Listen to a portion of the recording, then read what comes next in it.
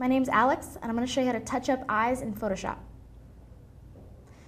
So suppose you've got a photo here that's got your eye color and it's a little bit desaturated, or you want to dramatize your eye color.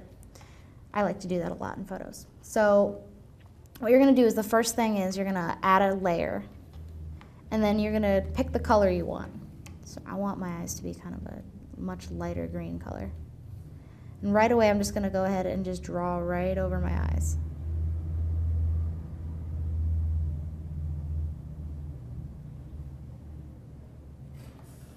If you want to, you can even just pull that aside and do that. And just so it covers your pupil mostly. It doesn't have to cover it all the way.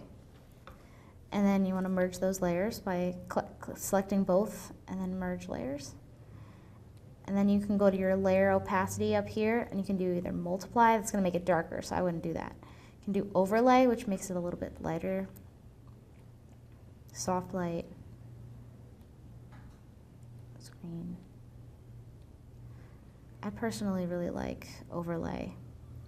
And then what you can do is you can just make it a little smaller and then go ahead and erase the shine, because the shine is green.